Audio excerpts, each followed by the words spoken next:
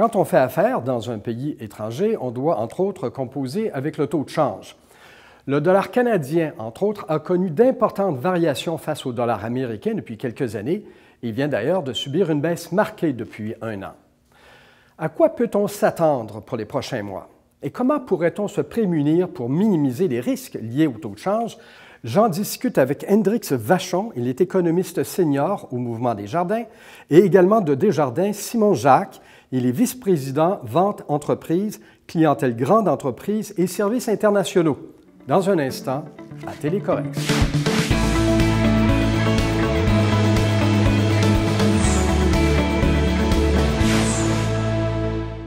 Alors, messieurs Vachon et Jacques, bonjour. Bienvenue à Télécorrex. Bonjour. Bonjour.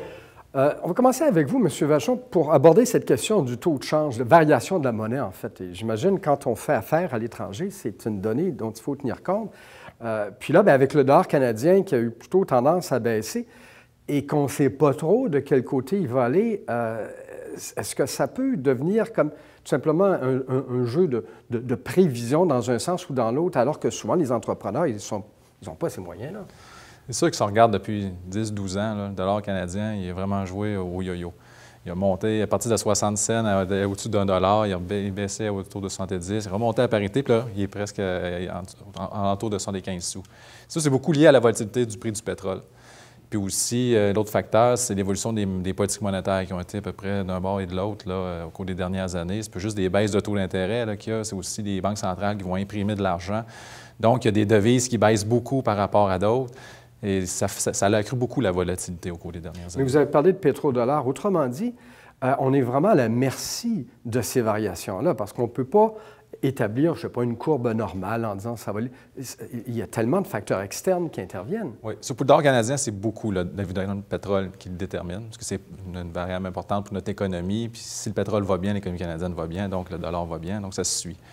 Mais sur le pétrole, présentement, ce qui l'a fait baisser, c'est beaucoup parce que l'offre s'est accrue plus rapidement que la demande. Aux États-Unis, on produit beaucoup de pétrole, on a un surplus de pétrole. L'OPEP a décidé qu'il ne coupait pas sa production.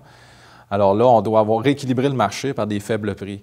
Mais regarde, ça ne va pas très bien au Moyen-Orient. Le conflit pourrait s'aggraver, puis finalement, le surplus de pétrole disparaît, puis le pétrole pourrait remonter à 100 $. Donc, c'est très difficile de connaître la tendance. Le dollar canadien pourrait suivre à ce moment-là. Tout à fait. Ça doit être c'est du sport extrême, ça. Disons que c'est plus difficile de prévoir le dollar. C'est sûr qu'on a un scénario de base, mais souvent qu'on le présente, on présente avec une fourchette maintenant. Là. Monsieur Jacques, vous travaillez, vous, avec les entreprises directement. Est-ce que cette préoccupation du taux de change, de la devise, en se disant, bon, je suis en train de signer un contrat, mais je ne sais pas trop ce qui va arriver dans 3 mois, dans 6 mois, dans 1 an, est-ce que ça pèse sur les stratégies de ceux qui veulent justement faire des affaires aux États-Unis? Bien, en fait, oui. Puis je pense que c'est important pour les entreprises de réfléchir à se protéger dès que possible. Et puis, l'erreur souvent qui est faite, c'est d'essayer de prévoir où va être le dollar, puis là, de dire on va avoir le beurre et l'argent du beurre avec ça. Donc, alors ça, c'est l'erreur fondamentale. Un exemple que j'aime bien donner, c'est lorsqu'on assure sa maison, à la fin de l'année, on ne se plaint pas à la compagnie d'assurance qui n'avait pas passé au feu. Donc, il faut avoir un petit peu cette vision-là et dire qu'est-ce que je dois faire? C'est que je dois protéger ma marge bénéficiaire. Puis pour ça, c'est là que les outils de protection là, des fluctuations des taux de change viennent à être utilisés. À défaut qu'on pense que c'est des outils pour faire de la spéculation, oui, ils peuvent être utilisés de façon spéculative si on n'a pas des positions naturelles à protéger. Mais si on a un contrat, on a une vente ou on a un achat et qu'on va protéger cette transaction-là, à ce moment-là, on atteint l'objectif qu'on souhaite. Ça doit être une des préoccupations des gens qui décident de faire affaire aux États-Unis dans le Nord-Est, non, puisqu'on prend cet exemple-ci. Mais j'imagine que de partir vraiment en disant, bon, bien là, je me lance à l'offensive, j'ai un marché à aller chercher, il doit y avoir autre chose qui doit passer dans la tête des gens. Bien, en fait, les principales difficultés, hormis celles liées à la gestion des taux de change, c'est l'obtention de financement, donc différents modes de financement pour supporter nos activités, parce que ce n'est pas juste des exportations, on parle aujourd'hui beaucoup de globalisation. Donc, ça peut être faire des achats à l'étranger, s'implanter, etc. Il faut trouver le moyen de financer ça. Et l'autre difficulté principale, c'est l'accès à des ressources qualifiées. Donc, ce n'est pas donné à tout le monde d'avoir, dans certains cas, on peut prendre un exemple très, très, très basique qui est de parler anglais. Alors, Ça, c'est un exemple, mais il y en a d'autres. Il y a la culture, il y a connaître là, comment se font les affaires à l'étranger aussi. Non, mais c'est vraiment un ensemble complet. Sauf que je reviens à la question du taux de change, Hendrix Vachon. Il reste que ces temps-ci, c'est devenu tellement volatile, vous en parliez, que c'est quasiment comme l'ancienne jouer à pile ou face, là, savoir est-ce que ça va monter, ça va descendre. Il y a des gens qui nous ont dit que ça allait s'écraser, d'autres prétendent qu'au contraire, avec la reprise éventuelle du cours des matières premières, ça va remonter. C'est pas donné à tout le monde d'être capable d'interpréter ça. Vous avez été nommé le meilleur prévisionniste pour le taux de change par Bloomberg en 2014. Alors, on vous met à l'essai. C'est quoi vos prévisions? Bien, nous, entre autres, si on se base beaucoup sur les prix du pétrole, nous, on ne voit pas les prix du pétrole baisser beaucoup en bas des 40 $ le baril. On voit pour les prochains trimestres, un pétrole stabilise entre 40 et 50 $. Donc, ça devrait refléter par une certaine stabilité au niveau du dollar canadien. Ensuite, oui, aux États-Unis, ils devraient monter les taux d'intérêt, mais c'est déjà largement anticipé. Donc là, quand ils vont vraiment se manifester ces hausses de taux d'intérêt aux États-Unis, ça ne devrait pas trop paraître sur le taux de change. Donc, pour les prochains trimestres, dollar canadien autour de 75, ça va être un petit peu en dessous, de 75 cents. Mais vers la fin de 2016, on devrait commencer à avoir une remontée, une légère remontée avec les prix du pétrole qui devraient vouloir revenir un peu plus haut que soit 50 $ le baril.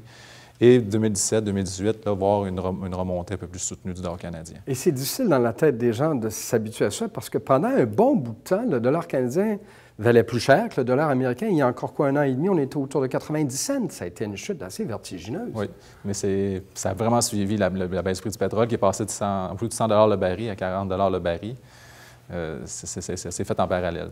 Ça fait que si on va à l'étranger, aux États-Unis, normalement, ça veut dire surtout que les taxes sont moins élevées là-bas. Ça ne coûte pas cher à la pompe, mais c'est à peu près le seul avantage qu'on peut avoir parce que pour le reste, il faut essayer de calculer tout ça là, de façon assez acrobatique. Oui.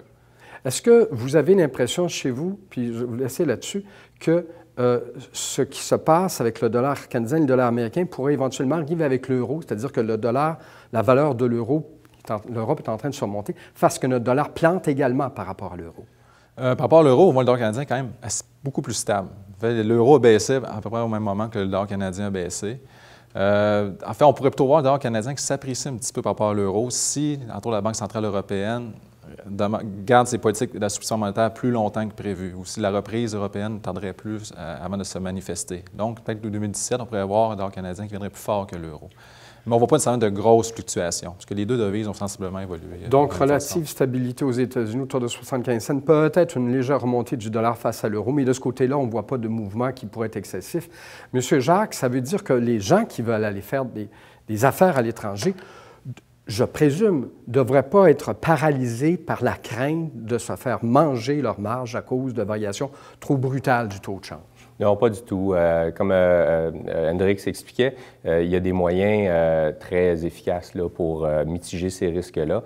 Puis au-delà de ça, c'est surtout très important de s'intéresser à l'international, de se poser la question, de faire l'exercice pour voir si on doit aller à l'international, même si la conclusion serait de ne pas y aller immédiatement, va faire en sorte qu'on va prendre des meilleures décisions aujourd'hui pour l'avenir de demain. Mais vous travaillez justement sur les services internationaux. Alors, j'imagine que vous êtes bien placé pour nous en parler. Dans votre optique et compte tenu de votre expérience, envisagez de pénétrer d'autres marchés, d'aller à l'exportation. Ça devrait faire partie du plan de match de quiconque a des ambitions de faire croître son entreprise. Tout à fait. Tout à fait. Écoutez, il y a un exemple que j'aime bien prendre. Là, si on fait juste prendre le PIB canadien, c'est de l'ordre de 2000 milliards de dollars. C'est beaucoup d'argent. On pourrait se dire c'est suffisant pour faire des affaires et faire croître une entreprise au Canada. Mais si on met ça en proportion du PIB mondial, ça n'équivaut qu'à environ 1,5 %. Alors, une façon de regarder ça, c'est qu'il y a 98,5 % de l'opportunité qui est à l'extérieur des frontières. Alors, imaginez le marché qui est devant nous si on réussit à aller, ne serait-ce qu'à aller chercher une petite portion de ça. Aujourd'hui, le Québec, demain, le monde. Tout à fait. Merci beaucoup, M. Vachon, M. Jacques. Merci d'être venu à Télécorrex. Merci à vous.